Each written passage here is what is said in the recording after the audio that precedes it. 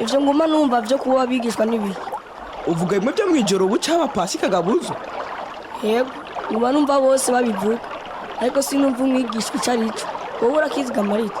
Ntumbaze, ngira ngo Munyana yoba akizi. Umwigishwa nuwemeye gukurikira Yesu, sivyo Gayoza?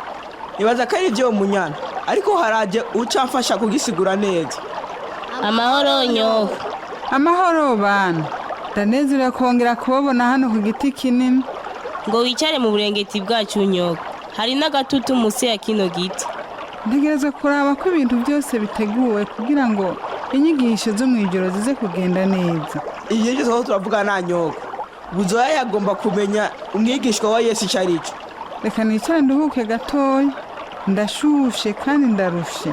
Nagenze cyane. Inyota nayo iranyishe. Iyo nzana ikirende canje nari kunywa amazi. Ivyo nyoko. Turafise ibirende vyacu. Umunsi umwe nuri igiti mbona ahantu hafukuye hahurira amashami abiri. Kandi aho hantu hari inyegeje no dukunda kwinyegeza.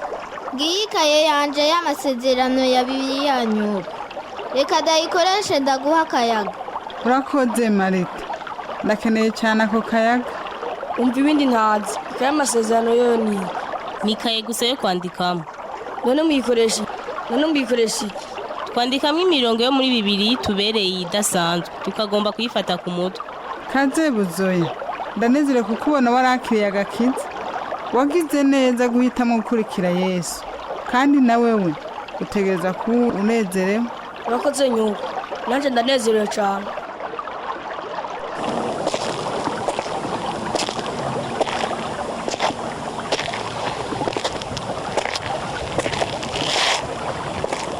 Wabonye ganyoko.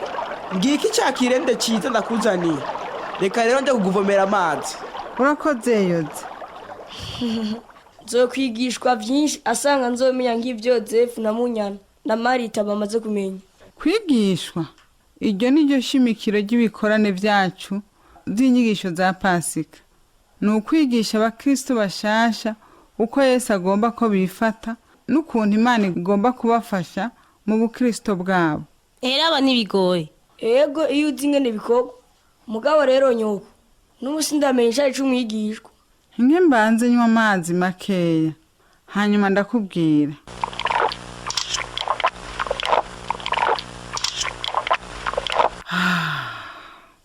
Aya mazi aranzimije nariko ndaka. Nakumwe ko amazi y'ubuzima nyoko. Ego Yoze. Nk'amazi y'ubuzima. Arazimya akanyota neza. Muhererekanye ico kirende mwese munyweko. Ico maze kubona nuko abakizwa bakoresha amajambo adasanzwe. Biragoye kumva ico bariko baravuga. Urambabarira Buzoya. Kandi ibyo uvuga nibyo. Dutegeza kwiyubara amajambo dukoresha. Ariko reka ndakubwire ibyo kuba umwigishwa wa Yesu. Ego hari muco mbwira iby'amazi y'ubuzima. Nivyo Buzo. Tuvuge ku byo bigishwa. Umwigishwa n'umuntu yakurikiye inyigisho z'umuntu kanaka. Muri Luka igice ca 14 umurongo wa 27 haravuga ku byo kuba umwigishwa. Somo wo murongo wo Munyana. Utikorera umusaraba wiwe ngo ankurikire nashobora kuba umwigishwa wanje. Ivyo bisobanura iki? Turabe ku murongo wa 33. Niko biri. Umuntu wese muri mwebwe adaheba ivyo afise vyose nashobora kuba umwigishwa wanje. Ngo ivyo dufise byose. Ivyo dukora byose. Tuza kubikorera Yesu. Abigishwa ba Yesu bategeza kuba umuco. Munyana. Turabe Matayo igice ca 5 umurongo wa 13 kugeza ku wa 16. Muri umunyu w'isi. Ariko umunyu ushize uburyohe. Ubu kiryoshwa niki? Naco ubu kimaze atari ugutabwa hanze ugakandagirwa n'abantu. Muri umuco w'isi. Igisagara cyubatswe ku mpinga y'umusozi ntigishobora guhishwa. Ntabodomeka itara ngo baryubike kw'igisimbo. Ariko barishira ku gitereko cyaryo ngo riboneshereza abari mu nzu bose.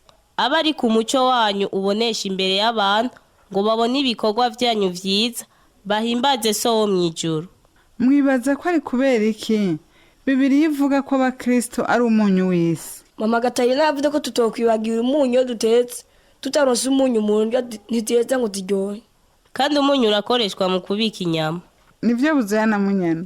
Ariko none ni kuki abigishwa ba Yesu bitwa umunyu.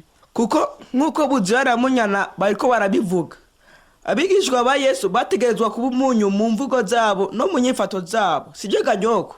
Bisa n'ivyo yoze. Mwese musa n'ababitoye. Abantu badafise Yesu baba barazimiye.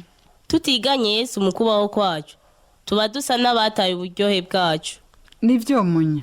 Hanyuma nk'uko babivuze, umunyu urafasha kubika inyama neza. Umunyu utabonetse inyama zobora. Iyo abigishwa ba Yesu bariko barasangira n'abandi ijambo ry'Imana, baba bameze nk'umunyu ukingira inyama ngo ntizibore. Bafasha abantu kumenya ibya Yesu, bakabafasha kumenya ingene bo kwakira umwami Yesu nk'umukiza wabo kugira ngo Imana ibakize icyaha. Wow, ko ndi Imana irahambaye. Irahambaye nyene. Hanyuma twabonye muri Mateka igice cya 5 umurongo wa 13 ugashitsa kwa 16 yuko abakristo bagereranywa n'umuco. Dutegerezwa kuba umuco wa Yesu. Turi umuco wa Yesu wo kumurikira isi yose kugira ngo n'abandi bose bamumenye. Neza cyane yoze. Bubaye bwa mbere ntawuri gituma ijambo ry'Imana rivuga ko tudakwiye guhisha umucyo munsi y'igisimbo. Asangwa tugomba kuba abigishwa ba Yesu bukuri. Tutegerezwa gushira umuco wacu ahantu abantu bose bashobora kuwubona ku gitereko cy'itara. Nizeye ko mwembi mutahura neza iyo mirongo. None kubera rimwe rimwe bavuga ngo kumurikira isi yose, ahandi naho ngo kumurikira abari mu nzu. No kuvuga ko aho turi hose dutegerezwa kuba umuco wa Yesu.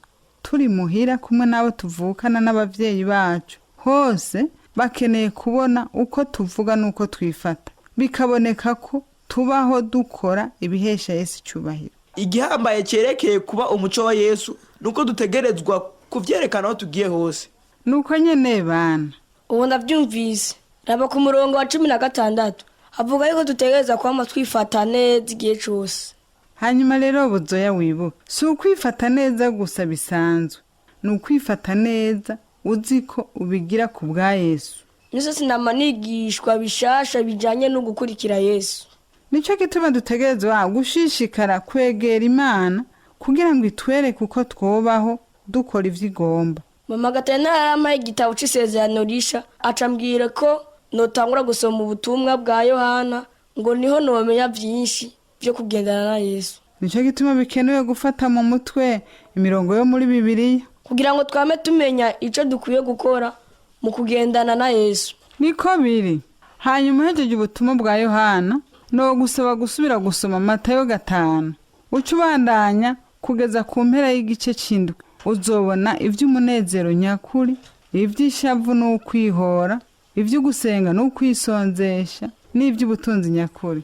Byose bikatwigisha ingene twokwigana Yesu. Ayo majambo yo muri Matayo atwereka ivyo Yesu yigishije abigishwa biwe. Nagomba ko mwese mwosoma ayo majambo. Hanyuma nimwaheza turayasubiramo tuyavuganeko.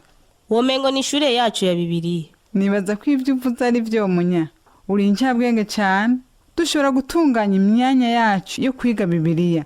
Kandi mubigombye mwotumira abagenzi banyu. Buzobubaye ubwa mbere hatunganywa imyanya nk'iyo y'ugwaruka go muri Rwinyoni. Urakoze nyoko. Biranezereye cyane bana. Ariko jewe harageze ko ngenda. Ntegereza kuraba ko byose vyateguwe neza kugira ngo igikorane cyo mwijoro kize kugenda neza. Nyoko, wari wavuze kugira umbwire ibyerekeye amazi y'ubuzima. Ubu ntegereza kugenda. Ariko hamwe woronka kanya woza kundaba ejo. Nzoba ndi hano ku giti kinini kuva ku muhingamo. Byombera byiza.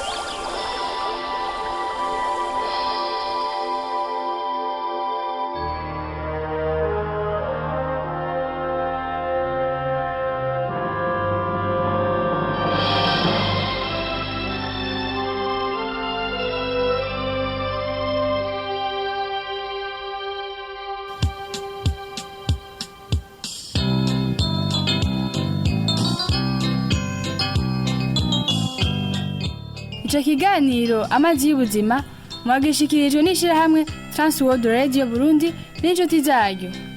Ababashikirije ico kiganiro naba abana Sengiyumva Emmanuel, Daniel Ibona, Grace Nibona, Dushime Anne Siela, ijwi rya nyokuru Consolate Kabura, umumenyereza w'igikino Samuel Sabimbo. Hagize ico bagomba kubaza canke gutunganira